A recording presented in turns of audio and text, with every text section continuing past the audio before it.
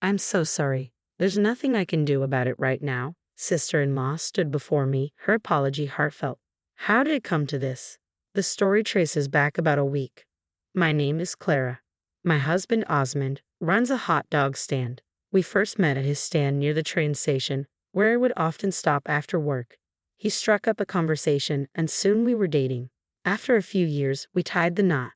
The first time I met sister-in-law, who now stood before me with regret in her eyes, was at a family gathering.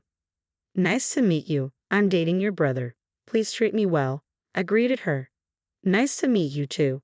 I'm not perfect, but I'm his sister, so please be kind, she replied, with a hint of apprehension in her voice.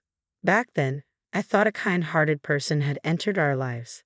My brother runs a fairly large company, and he often praised sister-in-law, crediting her for supporting him. He called her a dependable and excellent wife. However, a few years into their marriage, sister-in-law's true colors started to emerge. Every time she visited her parents' house, she would flaunt new designer items, and her social media feed overflowed with photos from lavish hotel openings and designer cosmetics. We overlooked it initially, as long as it didn't directly affect us, but over time, sister-in-law began making persistent demands. Sister-in-law, why don't you comment on my social media? I asked once. I just browse, she replied. Did you have any photos to post? I pressed. No, I use social media to gather information and see what others are posting, she explained. Wouldn't it be nice to comment occasionally? Maybe if I feel like it, she retorted. Please just comment once, I urged. I'm not doing it just because you tell me to. Her constant badgering irritated me, so I began to ignore her. After a while, she muttered in a subdued voice, "You're such a buzzkill, so boring." From then on, I made a conscious effort to minimize unnecessary interactions with sister-in-law. I wanted to make it clear that I wasn't inclined towards closeness. However, she seemed impervious to hints and continued to ask for comments multiple times. Each time, I ignored her until she finally gave up on her requests. Since our encounters were rare, I had hoped to enjoy my time without unnecessary drama. But every time I visited my parents' house, our paths seemed to cross, leaving me feeling disheartened. This happened yet again during my recent trip home. Sister-in-law, what do you think of this bag? It's cute, isn't it? It's from the brand new collection, I asked, trying to make conversation. I'm not interested in that sort of thing, she replied flatly. Come on, don't all girls love brand name bags? I prodded, sensing her disappointment in my lack of enthusiasm. I genuinely had no interest in brands or expensive accessories, which seemed to irk her more than expected. You don't have to pretend to be unjealous. Just admit it. I can even give you my old one, she insisted. I was genuinely disinterested and beginning to feel annoyed. I really have no interest. Besides, I think those things are best left to those who appreciate them, I replied calmly. What's your problem? Stop being so stubborn, she retorted, clearly frustrated with my indifference. She stormed off without waiting for my brother to return. When he arrived home, I confronted him about her behavior. Hey, can you talk to your wife? I began. What happened? He asked, concerned. She made a comment earlier that felt really demeaning to me, and it made me uncomfortable, I explained. What did she say? He inquired. I recounted her persistent demands for compliments and her patronizing offers like giving me her old things. Lately, she's been treated like a CEO's wife by her housewife friends, and I think it's gone to her head. I'll definitely talk to her about it, he assured me. But let's handle this delicately. I don't want us to fight, but I understand if we can't be close. Let's keep our relationship strictly as relatives. I nodded, relieved that he understood my concerns. I understand. I'm sorry for the trouble, I replied. It's not your fault, but she's your wife. Just remember, it reflects on you, he acknowledged. I understand, he affirmed. After that, we maintained a peaceful distance, only crossing paths on occasions like weddings or funerals. Each time, I kept my distance and she seemed to respect that, which put me at ease. However, during the greetings at my wedding, I was reminded that people seldom change. As my husband and I hosted a family introduction dinner with my brother, sister-in-law, our parents, and my husband's parents, even in such a formal setting, sister-in-law managed to slip up. By the way, what kind of work do you do? Sister-in-law asked. I run a modest hot dog stand, I replied. Oh really? Is it part of a chain? She inquired. No, it's an independent shop. Just a simple hot dog stand. Nothing more. I explained. Come on, she interjected. But it's just a hot dog stand. Even if it were a chain manager's position, it's still respectable, I countered. At that moment, my brother looked visibly unsettled, and our parents stared at sister-in-law in disbelief. Are you leaving now? I asked, trying to change the subject.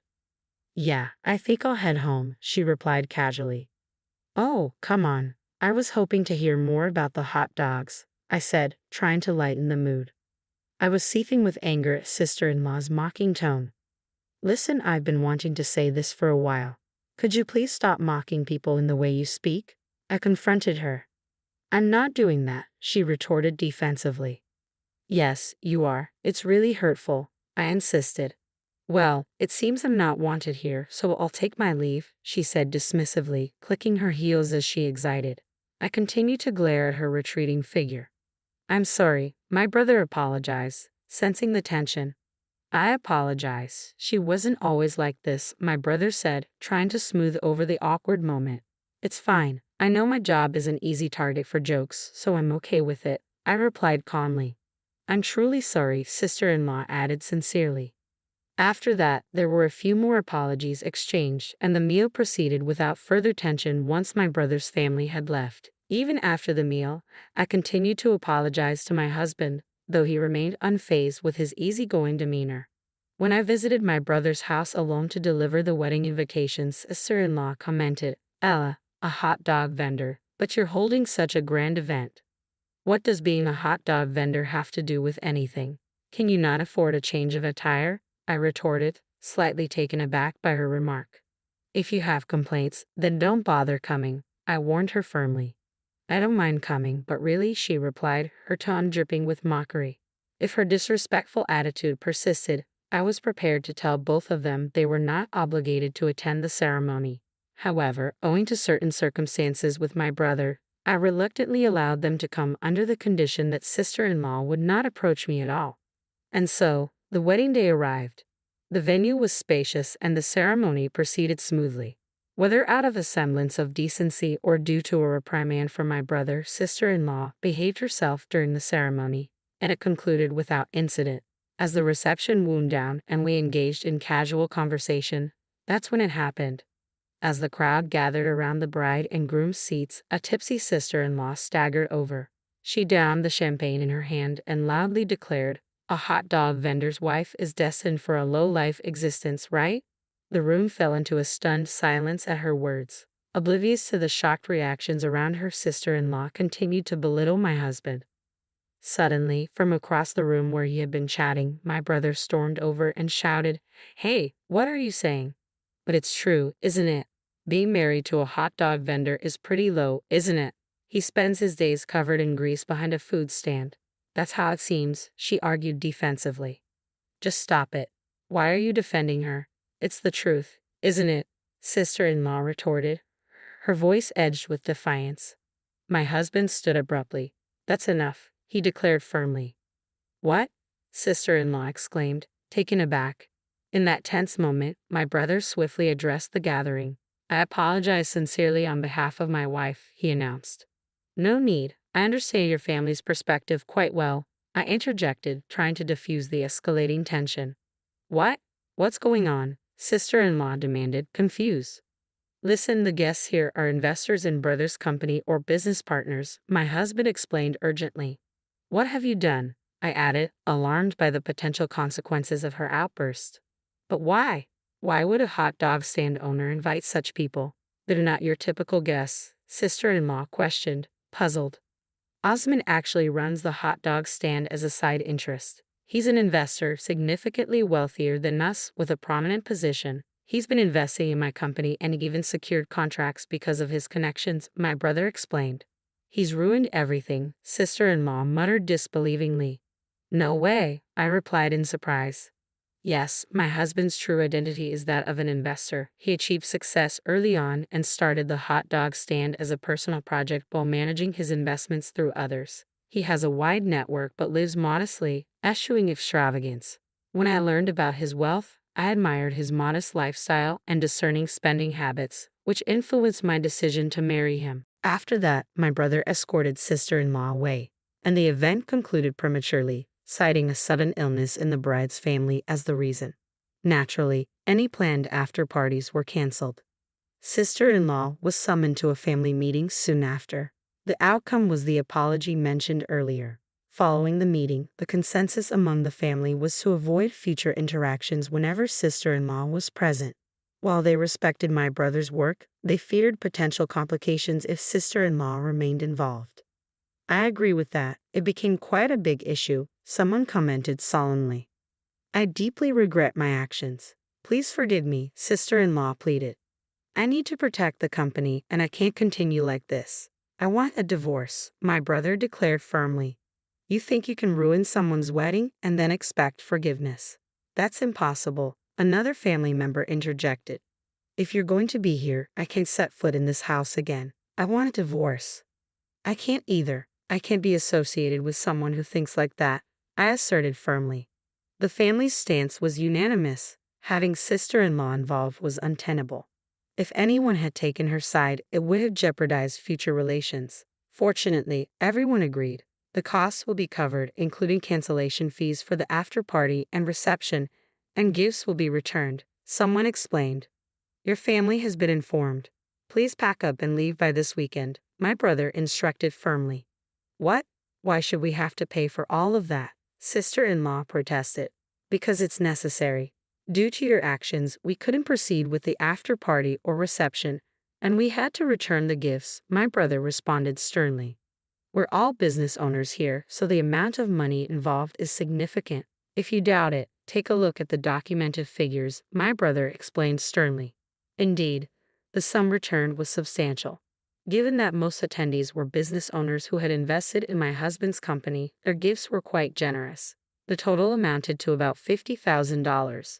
To be honest, I had hoped this money could cover all the wedding expenses, but that's not the case, my brother added somberly. A sister-in-law broke into tears upon seeing the recorded amount, but I remained indifferent to her distress. You should have conducted yourself better, I remarked firmly. But I didn't know, she pleaded, tears streaming down her face. You shouldn't look down on people just because you didn't know, and you shouldn't judge people by their profession, I replied firmly. But you said you were a hot dog vendor, she protested. I didn't say anything wrong. I was going to explain later, but you're the one who made a fuss, I countered. You didn't even tell me about the people at the venue. You were planning to be mean from the start, she accused.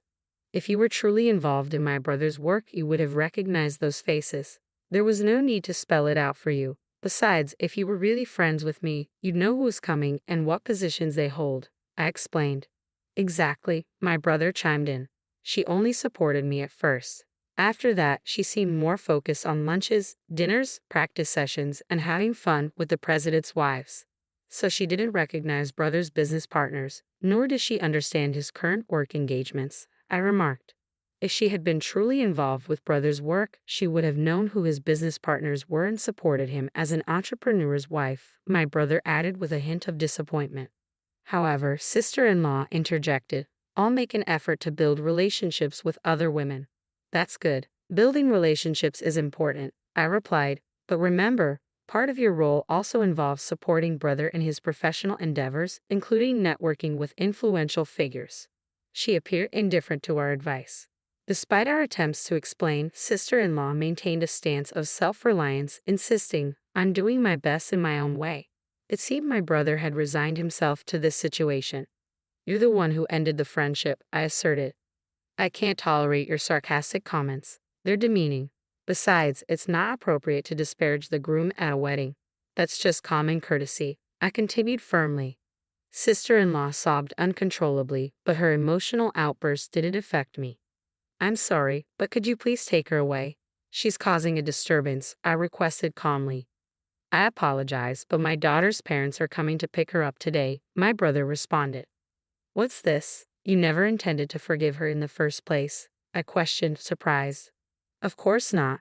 I've been overlooking your excessive spending. You should be thankful for that, my brother retorted. Or should I charge you the $80,000 for the overspending? It won't be covered otherwise, he added sternly. Internally, I couldn't help but think so. Sister-in-law's extravagant spending had stretched us beyond our means. Yet a weight lifted off my shoulders knowing I wouldn't have to deal with her anymore. Shortly after, sister-in-law's parents arrived and attempted to apologize profusely at the door. I cut them off, saying, "I don't need that, and I have no intention of forgiving her. Please take her away quickly." Her parents simply nodded, murmuring apologies, and escorted sister-in-law out. Later, I received a direct message from sister-in-law on social media. "I will never forgive you for ruining my glamorous life as a CEO's wife. Since you are wealthy, pay me $100,000 as compensation or arrange for me to meet brother so I can forgive him and we can remarry. I'll consider forgiving you if you make up for the birthdays and anniversaries you've missed."